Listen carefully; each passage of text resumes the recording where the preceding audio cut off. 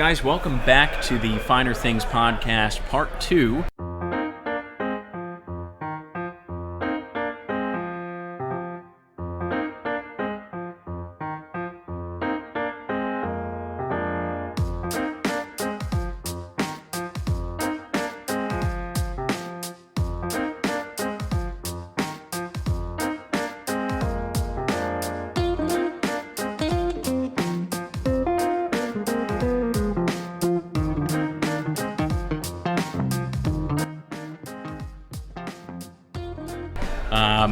We had a great Part 1 session where we talked about the Audiophile Lexicon, the second part of that, where it was terms for pieces of equipment, really, physical items. That was so he's referenced there saying the second part of that was the first part of this video, but it's the second time we've covered the Audiophile Lexicon. So in our first episode of the Finer Things podcast, we covered the Audiophile Lexicon for basically words to describe sound. This time around, for the first part of this video, we talked about. Yes, we talked about. My brain's in movie making mode, I guess. Yes. But we talked about terms that define physical pieces of high fidelity equipment. Just as we were in part 1 of this video, we're still in the absolutely fabulous Ashton Cigar Bar here in Center City, Philadelphia. But this is part 2 now. So forget all that. That doesn't exist. You know what exists now? Our new beverage, Nick. What is it? Oh my goodness. So the new beverage is Glenfarclas 21 years old. It's a single malt scotch, I believe from the Highlands. Yeah. Really looking forward to this. It's a very high age statement for such a relatively inexpensive bottle of scotch. So should be hopefully a pleasant beverage, I would say. I think so. I'm absolutely looking forward to it. Oh, definitely. What are we pairing it with in terms of cigars? So as far as that is concerned, we're pairing it with an Ashton Symmetry cigar, which it just smells oh my goodness, spectacular. Yeah. I couldn't resist. Took it out of the wrapper and everything. And just like, oh my goodness, the scent is absolutely incredible on this. This is, again, produced in the Dominican Republic. The wrapper, however, comes from Ecuador. Again, very interesting. Usually when it's produced in the DR, the wrapper comes from the DR, and that's it. But here we find that the tobacco is from the Dominican Republic, is assembled in the Dominican Republic, but the wrapper itself comes from Ecuador. So very a little bit of outsourcing going on there for them. I suppose so. Produced by Ashton, our gracious host for the evening, and was recommended by their unofficial term, like we talked about earlier, Shane. We'll call this cigar sommelier. Certainly. But I'm really very much looking forward to it. But we covered Audiophile Lexicon Part 2 in Part 1 of this video. What are we going to talk about now? So this time in our notes here. See here. The other document there. The other document. Well, I actually know. What we're talking about now is our favorite cocktails. Oh, yes. What are our favorite cocktails, and what are our favorite ways to make them? Should be at the top right there. Oh, yes, I see. Yes. Okay, very good. And so, jumping sort of straight into that, let's see. So these are in no real particular order. No. These are just sort of a list of 10 cocktails that we think are just awesome. They're a mainstay. It's a cocktail or a type of cocktail that everybody should try. Definitely. So without more introduction, what do we say for number 1? So for number 1, well, the gin and tonic that we featured last time. Yes. The Hendrick's Midsummer Solstice and the Fentimans Tonic Water. My goodness. What a pairing. Just the Midsummer Solstice, very floral with the essence of lavender and other elements there. And the Fentimans Tonic Water, just like incredible flavor for a tonic water. I don't think I've had a more exciting a bit of tonic water, for that matter. There are a lot of other tonic water is very plain, and the Fentiman's tonic water is just, it's alive with flavor and complexity. There's so much going on, and the Hendrix and the Fentiman's just pair right together, just in a very enjoyable way. It's such a way where I don't think I've had a better gin and tonic. Yeah, no, it's and so this list, generally speaking, is not all about specifics, but for the standout drinks where we have just a way we love it, we've specified. Yes. So when it comes to gin and tonics, as you saw in the first episode of the podcast, we hem and haw and gawk over that pairing, because, like I had kind of mentioned, that's just it's a cocktail I think everyone should have. It's really funny if you recount that story of we were at a bar in Brooklyn, not here, actually there in New York City. What was it called? Brooklyn Velvet. Yeah, Velvet. Right next to Peter Luger's. So we were killing Peter a little Luger's bit of time Steakhouse, before yeah. our reservation. Yep. And we started sort of chatting it up with someone at the bar, a young woman, and she's staunchly against gin, and we're like, no, midsummer solstice, midsummer solstice, midsummer solstice. You got to try it. And then we step outside. Yeah. Make friends with a couple from I want to say maybe Alabama, Texas, somewhere down south. I don't know. Yeah. I'm profiling. Not New York. No. But what is the lady we befriend pull out of her bag to offer us a drink? Hendrix Midsummer Solstice. What a coincidence. It's true. Seriously, not the most popular of beverages. No. So 5 minutes before that, we're berating this woman as to she doesn't know anything about gin. You haven't had gin until you had that gin. And then we step outside, and this woman is like, hey, you want a drink? Yeah, sure, new friend. Yeah. What do you have? Oh, Hendrix Midsummer Solstice. What?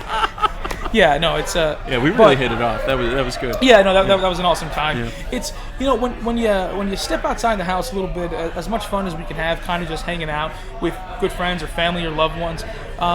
When you go to a nice bar environment like the Ashton Cigar Bar, like Brooklyn Velvet, like the Speakeasy in Albany, New York. You're gonna meet some awesome people, and that's kind of what this channel's about, right? Oh, for sure. Is talking about topics, but cultivating a community of people who love the finer things, the nicer stuff, the gooder bestness. That's great. But seriously, it's so fun. I can't tell you how many people we go out and just hit it off with over this stuff. Definitely. You're beating me now in the once again in the cigar race here, apparently.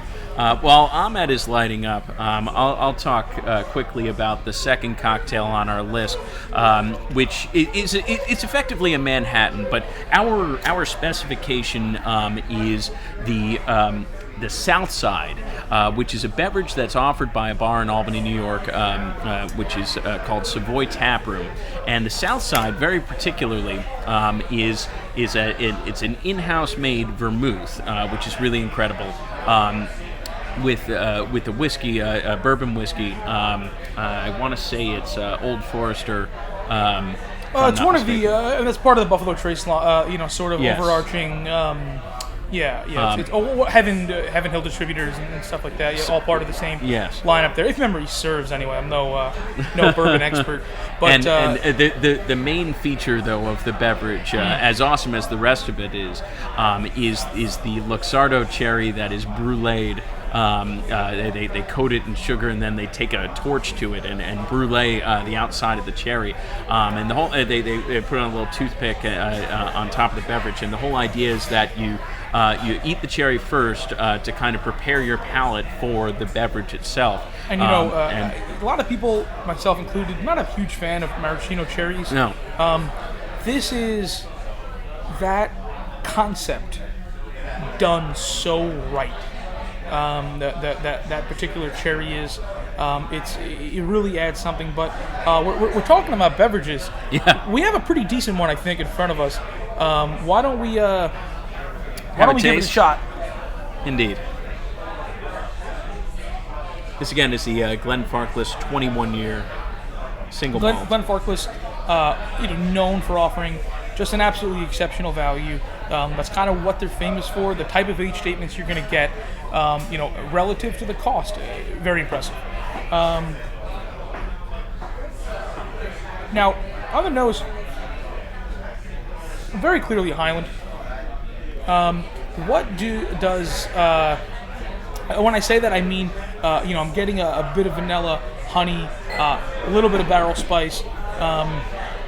But what does Glenfarclas have to say about their dram? So, their tasting notes on the nose, you're looking at apple, orange, a bit of sherry, possibly some peppermint. On the palate, it's incredibly smooth, barley rich, textbook smoothness and rounded character that leaves you gasping for another sip. I want to take a sip of water. Certainly. Cleanse the palate. Yes, just to see what it tastes like without the influence of the cigar.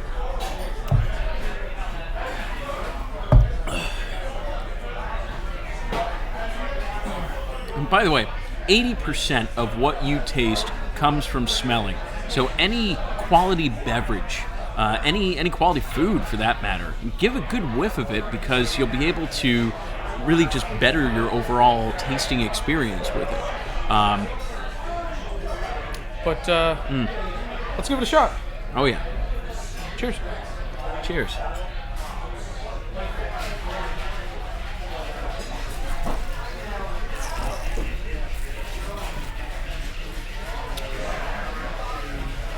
They weren't lying about the smoothness. way more on the palate though than on the nose. Oh, certainly, yeah. On the palate, it's kind of subdued on the nose. It is. I was actually kind of getting ready to be like a little disappointed. Oh, yeah. But then as soon as it hit the palate, it was just bam. Yeah. And it's just a huge flavor. So sorry not to cut you off. No, sorry. The cigar is bringing out a lot of the peppermint. I got a relight. Not in the most forward or like present way, but definitely is very much enhancing the flavor. It's a really good pairing. I'm happy. I'm happy we heeded the recommendation of Shane, because as nice as that was initially, after a couple puffs of my cigar there, color me impressed. That is a nice pairing. Now that you got that lit up again, take another little sip and take a pull, and I think you will find. The peppermint is way more apparent. Whoa. Yeah. Whoa. It's like on the sides of the tongue. Yeah.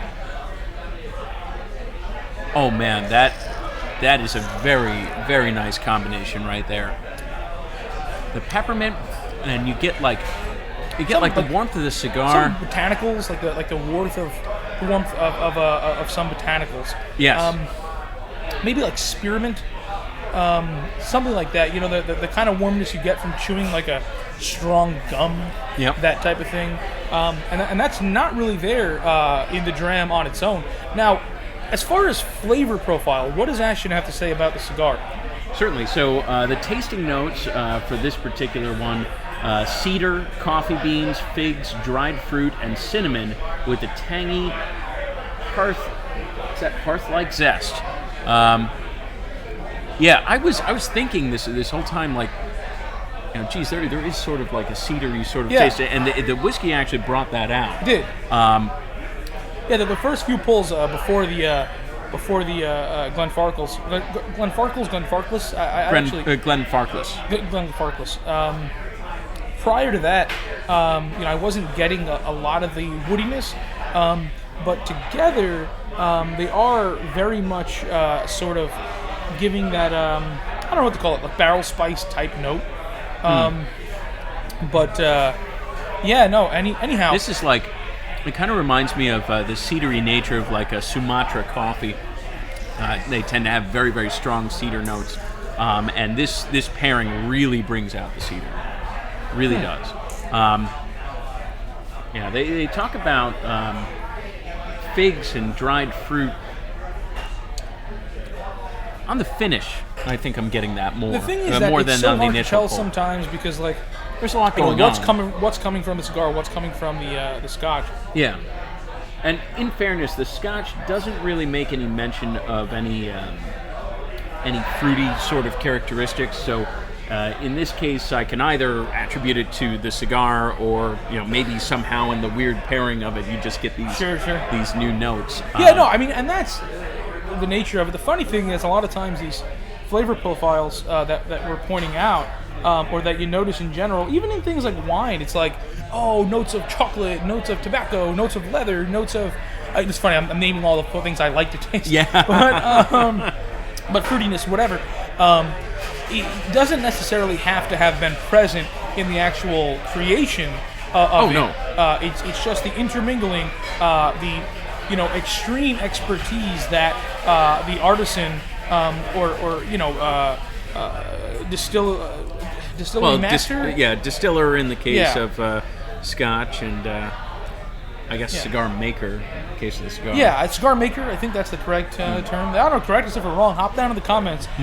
Point out the 10 or 15 or 20 things that we just got absolutely wrong in this video, whether it's pronunciation or terms, or if you say interconnects matter one more time, I'm going to burn you with that cigar.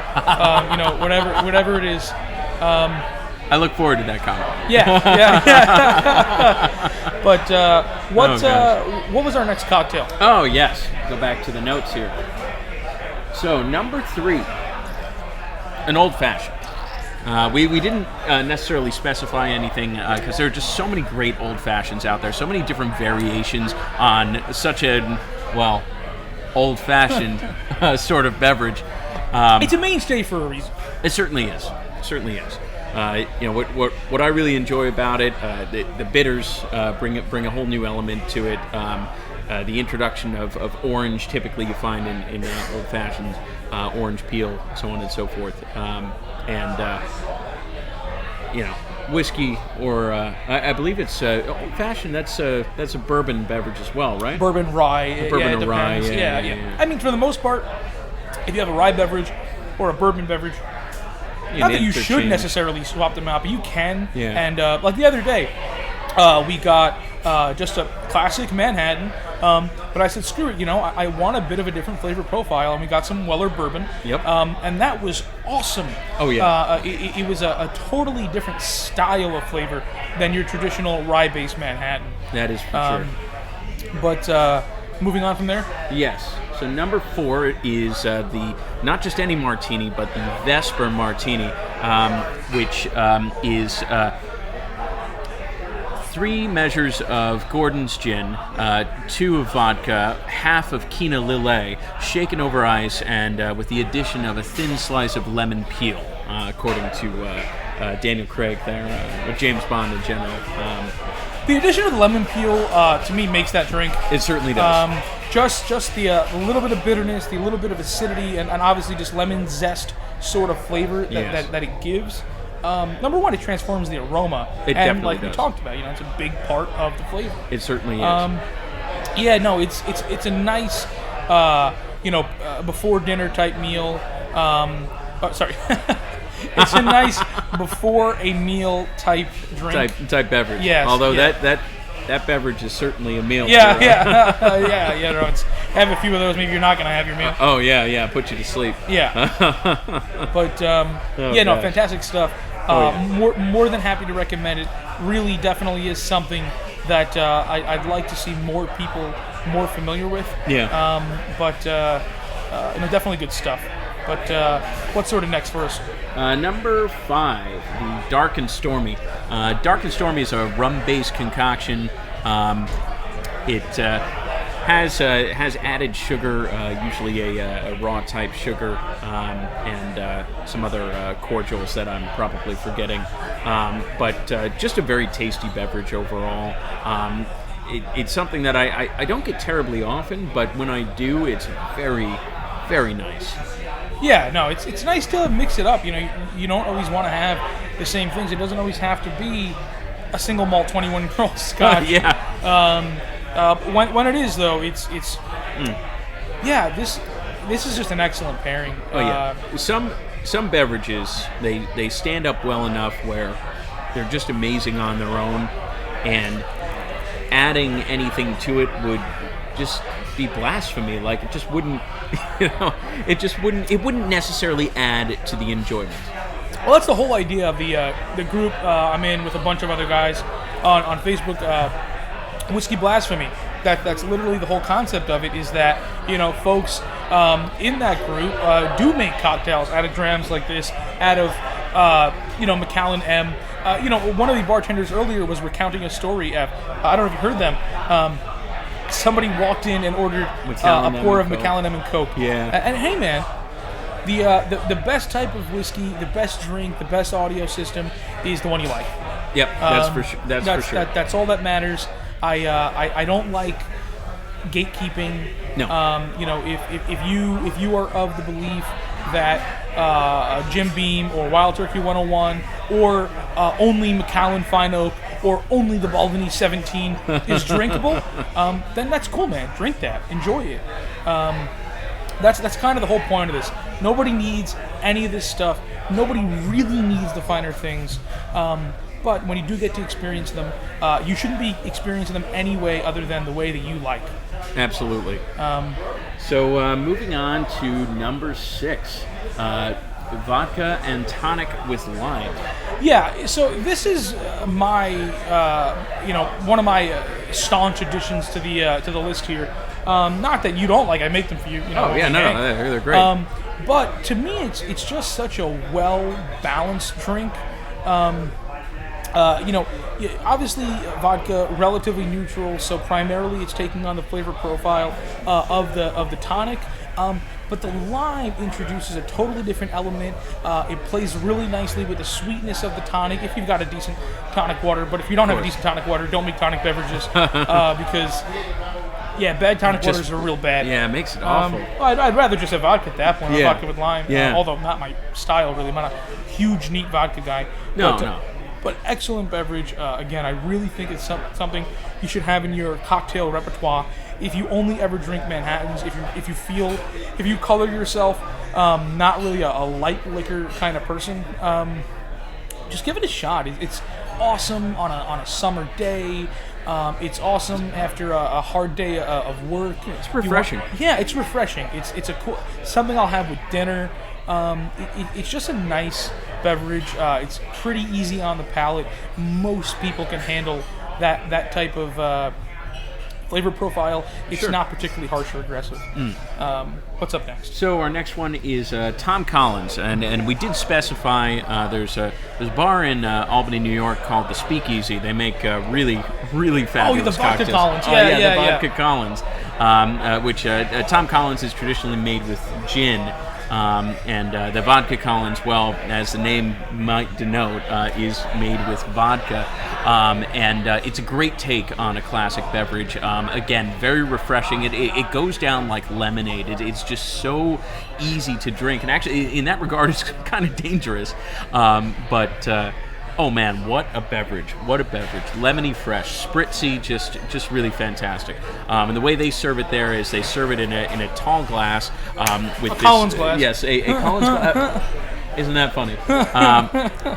A Collins glass they serve it in with this large rectangular ice cube. It's more like an ice block. Sure, really. sure. It's kind of an awkward shape. It's not like uniform, and you have this metal straw with a little stirrer on the bottom, and it's just really easy cool. to put back. Again, really easy on the palate. That was one thing I think we tried to focus on when putting together a list like this was, these should be drinks that are good for new drinkers, but also something that, again, should be or could be, if you like it. Obviously, you don't have to like these. You could think they all suck. I don't know. But it's just to have a couple other options. To have 10 or 15 cocktails that you like, that you can describe the way you like. For a particular bartender. Suppose you're just at a hotel bar.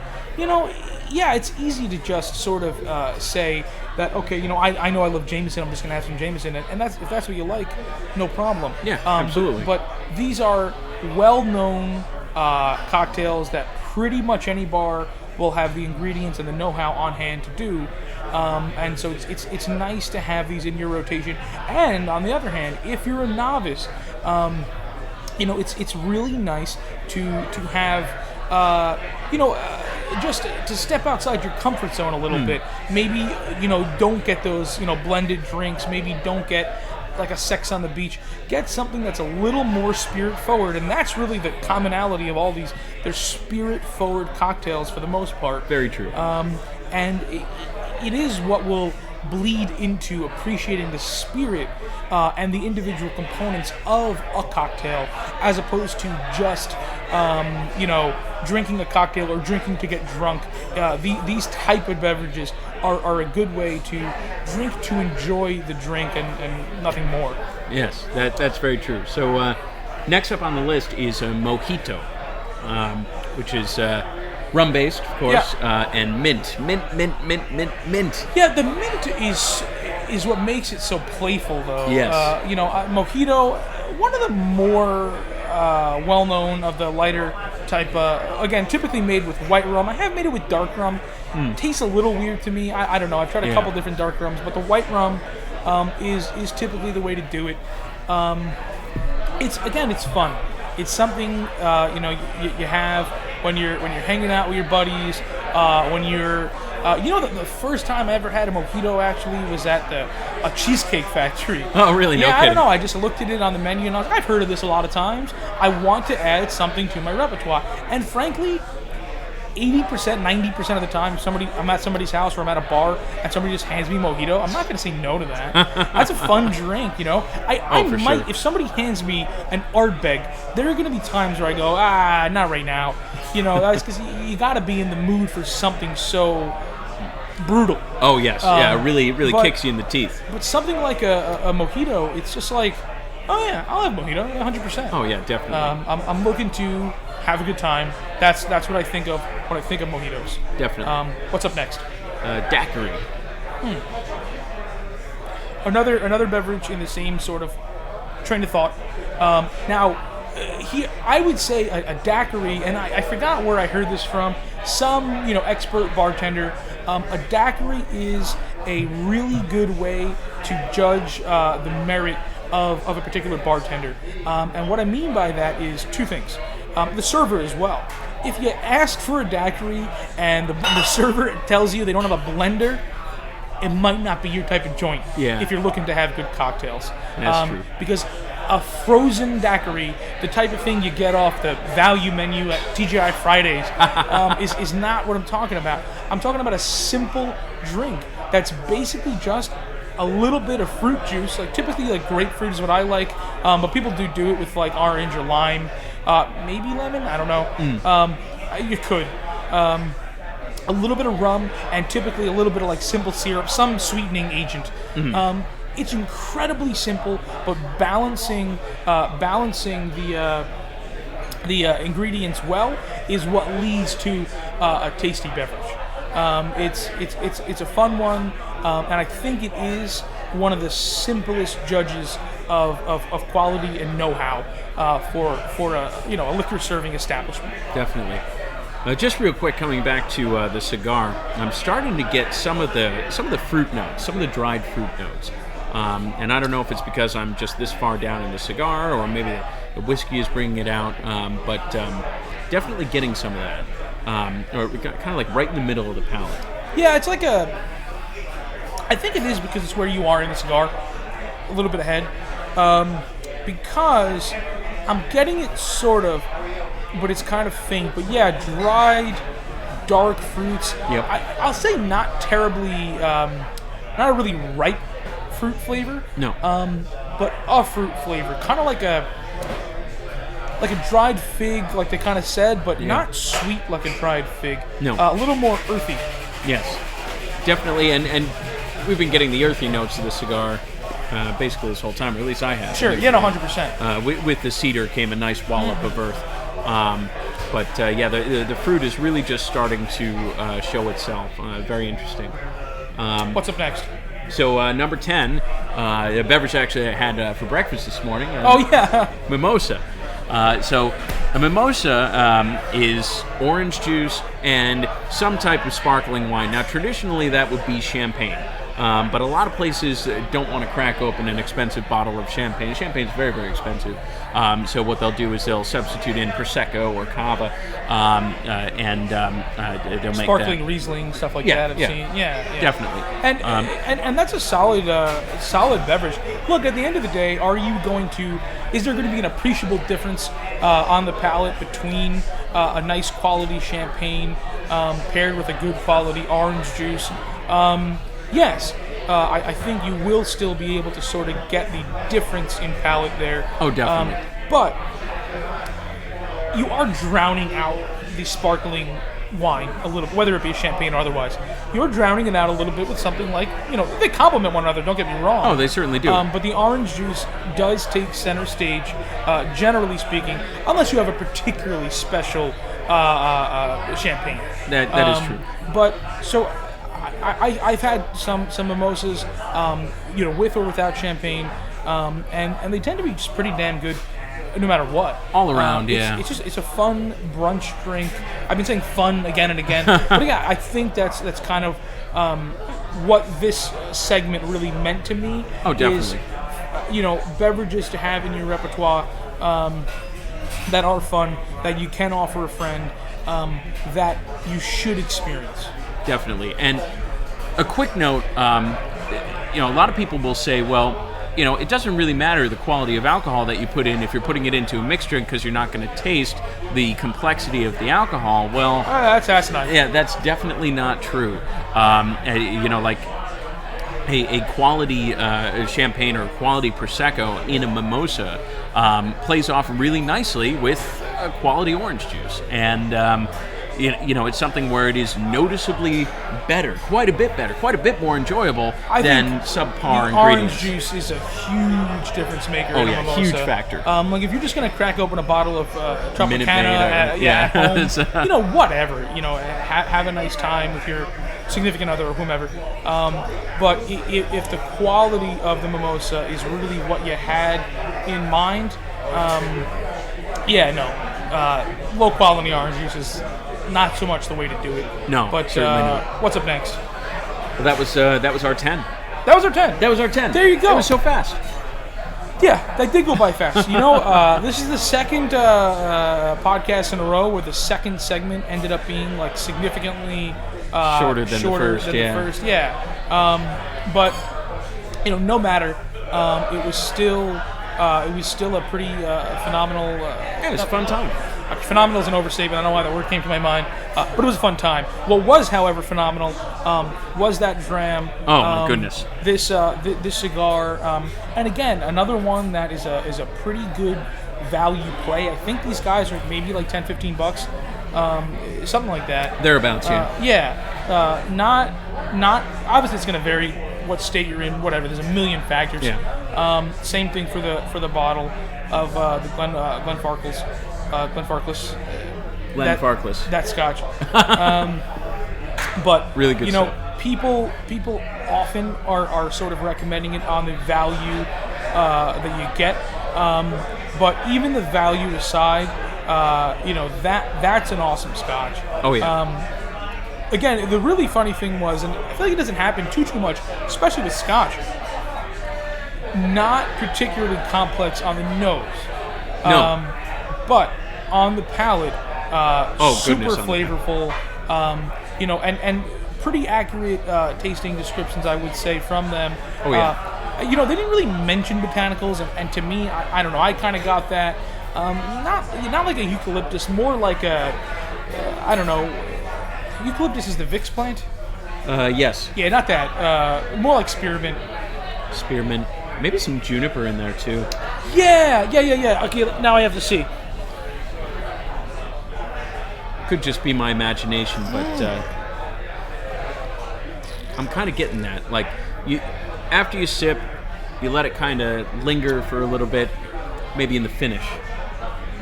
Yeah, no, it's definitely reminiscent of like a gin, kind of. Yeah. Kind of, yeah. The juniper you get from that, yeah. and the botanicals. So that's very much this was right up my alley. It's got good, the must you get from an older age statement, the development of flavors. I actually probably would imagine a much younger version of that with the same mash bill.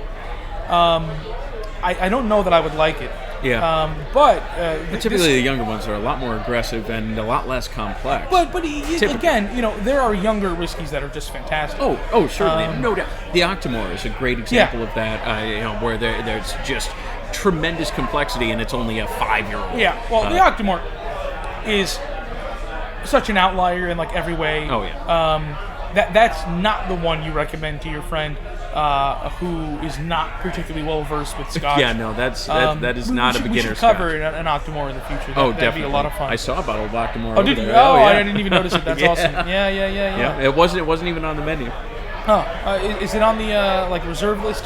Might have been on the reserve Maybe, list. I don't know. I might have missed it, but when I was taking some photos of the bar over there, I saw it on there, and I'm like, oh, I recognize that bottle. But yeah, no, it's been an honor. It's been a pleasure.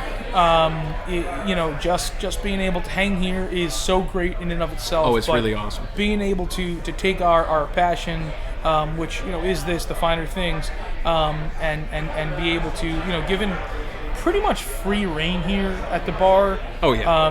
Has been just awesome. So thankful to Ashton for letting us do this. Definitely. Thank you, Ashton Cigar Bar. Really appreciate 100%. Yeah, it's Bob, one of the managers here, fantastic guy. Oh yeah. Couldn't have been more helpful. So definitely shout out to you. I see you. You're about 100 feet away from me. But yeah, no, I think that about does it. That does about do it. Yeah. Well, guys, thank you so much for watching another podcast of The Finer Things. We really appreciate you tuning in. If you like what you see here, if you like what you hear, hit the subscribe button and tap that bell so you get notifications of our new videos, which we're hoping to put one out every week. So definitely look forward to that. Stay tuned. We'll see you next time. A quick aside there before we sort of wrap it up there. It's not just audio and cocktails. It's the finer things. We're going to try to get some automotive content on here. We've already done some, chocolate content, wine. I feel like I'm missing some stuff beer. here. We did beer. It's a wide variety of stuff. It's everything we feel like is truly just one of the finer things that you can get. It's the things that we enjoy, that we have passion for, that we feel are worth discussing and worth cultivating a community around.